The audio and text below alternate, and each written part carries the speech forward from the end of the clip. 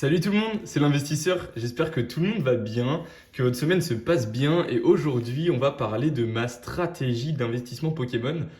Comment je procède pour réaliser en fait du bénéfice, le plus de bénéfices possible et les durées de mes investissements la plupart du temps. Comment j'arrive à choper les items au prix le plus bas possible et surtout à quelle période j'investis et comment, à quel moment j'achète par exemple les ETB ou les displays. Enfin voilà, on va parler de tout ça aujourd'hui.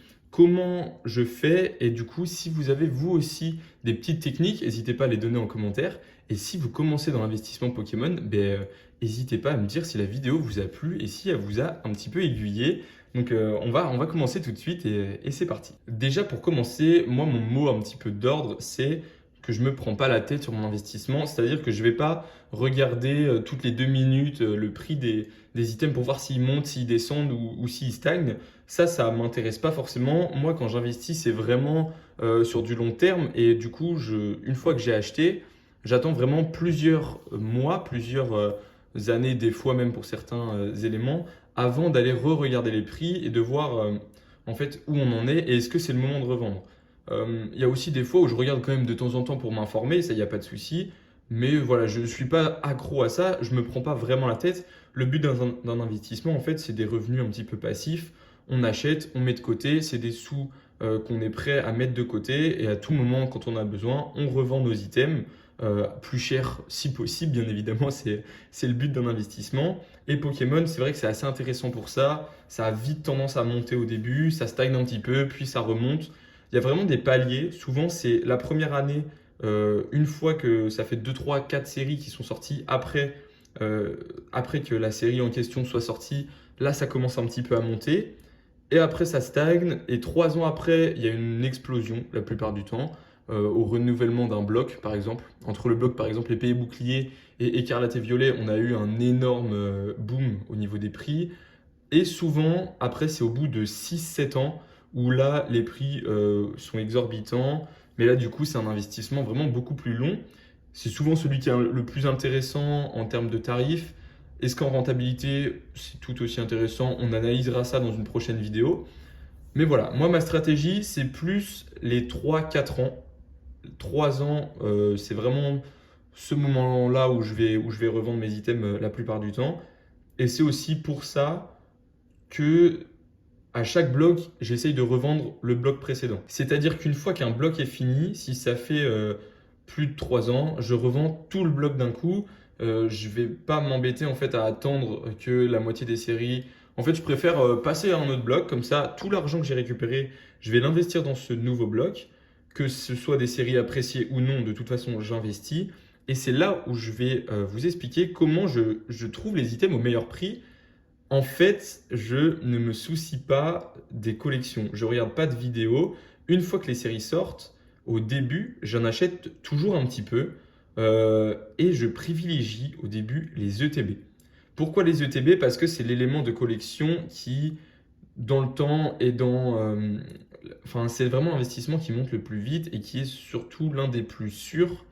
On ne sait pas vraiment pourquoi, peut-être parce que c'est aussi un bel élément. Mais c'est vrai que c'est un petit peu l'élément, quand vous commencez l'investissement, sur lequel il faut se pencher. C'est pour moi l'un des meilleurs éléments à collectionner avec les bundles et les art-sets. La display, juste ici, ça va être autre chose et on va chercher un petit peu une autre clientèle au moment de la revente. Donc c'est vrai que c'est un petit peu plus difficile d'investir dans beaucoup de displays. Forcément, ça va monter beaucoup plus haut. Maintenant, il va falloir trouver des acheteurs au moment de la revente si vous les vendez très très cher.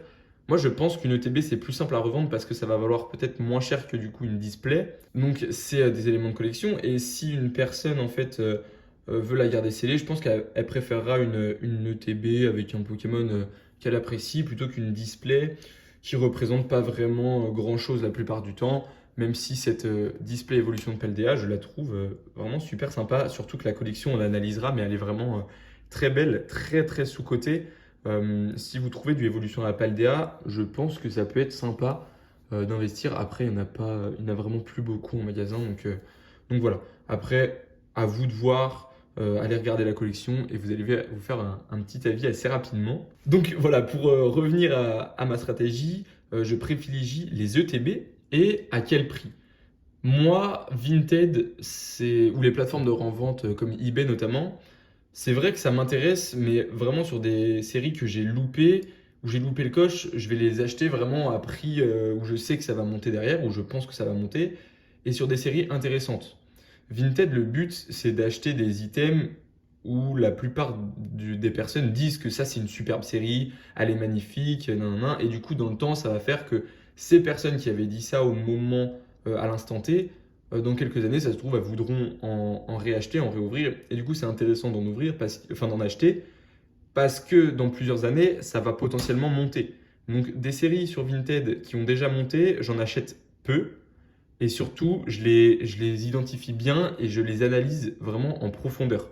Alors que des ETB, par exemple, Mascarade crépusculaire, Couronne stellaire ou encore récemment Destinée de Paldea qui n'avaient pas explosé, et bah ça, on les retrouvait en magasin à 55 euros et c'est surtout le prix maximum auquel on doit les acheter. Ça, il n'y a pas de doute. Une ETB, plus de 55 euros, c'est pas forcément la bonne affaire. 55 euros une ETB, vous pouvez être sûr que l'investissement, il est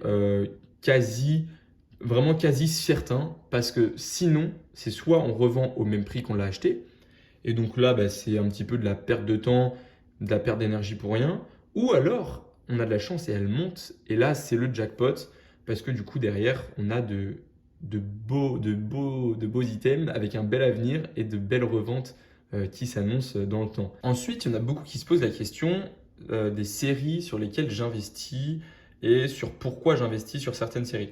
Déjà, les séries où on sait qu'elles vont être appréciées, ben là, faut pas hésiter. Je veux dire, quand les gens en parlent beaucoup avant même la sortie d'une série, c'est souvent que celle-ci va augmenter en termes de prix.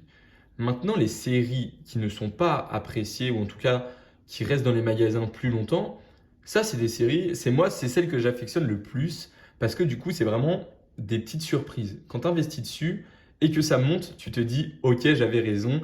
Et c'est ça aussi un petit peu mon investissement phare, c'est acheter des séries qui sont pas vraiment dans la hype, et derrière voir que ça monte et se donner raison, se dire, ok, j'ai bien fait. Ça, c'est le top. Quand tu investis sur quelque chose où tu sais que ça va monter et au final ça monte pas tant que ça, tu es un petit peu déçu, alors qu'une série euh, anodine, c'est le top. On a des belles montées, c'est vraiment appréciable à regarder. Et c'est ça aussi qui me permet aujourd'hui d'être à une rentabilité sur x2. Sur une ETB, je n'ai jamais fait moins que x2 actuellement. Après, c'est de l'investissement, donc j'attends un petit peu avant de les revendre, hein. Je ne les achète pas et je les revends tout de suite. Je ne fais pas du scalping. Donc, c'est aussi ça que j'aime bien dans l'investissement, c'est voir la montée des prix. Et donc, ma stratégie, tout simplement, elle n'est pas compliquée. J'achète les ETB au prix le plus bas possible, 55 euros grand maximum en magasin, 60 euros maximum pour les séries les plus appréciées où les gens disent que c'est leur envie de les ouvrir, ou du coup là on se dit bon, il y a un réel intérêt pour cette série, donc je ne vais pas prendre beaucoup de risques à payer les TB un peu plus cher. Donc voilà, en investissant sur toutes les séries, ça me permet de varier mon investissement et quelque part, dès qu'une série va monter en prix, rester dans le positif. Quand une autre monte, l'autre stagne. Enfin voilà, c'est un petit roulement qui est assez sympa à regarder. Tu es toujours un petit peu satisfait de tes résultats et ça me permet de vraiment pouvoir être toujours dans l'actualité et en fait, d'être satisfait de mes achats. Ensuite, pour finir avec cette petite stratégie d'investissement, comment j'achète et dans quelle quantité en fait? La plupart du temps, à la sortie de chaque collection, je vais acheter 2 ETB. Voilà, parce que les ETB, c'est mon petit péché mignon, c'est l'item que j'affectionne le plus. Les displays, je les achète que sur les séries où il y a vraiment un réel intérêt, parce que je pense à l'avenir et je me dis que une display où il n'y a pas vraiment d'intérêt, ça va être plus difficile à revendre qu'une ETB où il y a moins d'intérêt, parce que l'ETB du coup va coûter moins cher. Et aussi, j'achète, après je renforce mes positions. C'est-à-dire que quand je vois qu'une série commence à être de plus en plus rare et que j'ai un petit budget de côté, eh ben, je vais en acheter un petit peu plus. Si je vois qu'il en reste dans les magasins et que ça gêne personne, j'en achète, j'en mets de côté. Et comme ça, dès que ça explose, eh ben, je me suis dit, ok, j'ai bien fait d'en acheter à ce moment-là, parce que là, c'est parti. c'est une courbe qui monte et du coup c'est intéressant. Donc moi je vous invite un petit peu à faire ça aussi. Allez analyser le marché, allez voir dans les magasins où on sent les stocks. N'hésitez pas à demander aux vendeurs, ouais, est-ce qu'il vous reste beaucoup ou pas, si ça baisse ou pas. Plus ça va baisser, plus la demande du coup va devenir, plus la recherche va devenir dure pour les collectionneurs ou pour quelconque personne en fait. Et du coup, ça va permettre à votre investissement peut-être de monter tout de suite après votre achat. Donc ça, c'est aussi une autre solution. C'est regarder les stocks. Dès qu'il y en a de moins en moins, on achète. Comme ça, si vous n'avez pas énormément de sous à dépenser dans Pokémon et que vous voulez absolument investir dans quelque chose de certain, ben vous regardez ça. Une fois que les stocks baissent et que ça commence un petit peu à monter sur Vinted, on achète, on met de côté et on revend du coup plus tard. Si ça permet de vous rassurer, c'est aussi une bonne solution. Moi, je le pratique de temps en temps dans des séries qui sont vraiment pas très appréciées, Fable Nébuleuse notamment. Je pense que j'irai me renseigner dans les magasins au moment où les stocks vont vraiment bien baisser pour voir si cette série du coup a un petit potentiel ou pas. Pour l'instant, je vois pas beaucoup de baisse. Ça commence un petit peu à baisser parce que les gens ont envie d'en ouvrir de temps en temps. Mais voilà, ma stratégie du coup pour finaliser cette petite vidéo, c'est d'acheter de toutes les collections, varier l'investissement pour qu'il soit vraiment le plus rentable possible. Ensuite, insister sur les collections qui sont du coup appréciées parce qu'on sait que ça va être plus facile de les revendre. Et pour finir, renforcer vos positions en fin de stock pour toujours avoir, vous, du coup, votre petit stock en investissement. Voilà, j'espère que cette stratégie et que ma petite vidéo vous aura plu. Si vous avez d'autres stratégies ou même de petits conseils à donner dans les commentaires, ben, n'hésitez pas. Pour tous ceux qui débutent dans l'investissement ou dans la collection, n'hésitez pas à me dire si la vidéo vous a bien aidé, parce que ça marche aussi pour la collection, hein. Quelque part, si vous voulez voir les meilleurs items, il faut aller se renseigner des prix. Plus ça monte, plus l'item est intéressant à collectionner la plupart du temps. Donc voilà, j'espère que la petite vidéo vous aura plu. C'était l'investisseur et n'hésitez pas à vous abonner. Et je vous dis à la prochaine. Allez, salut!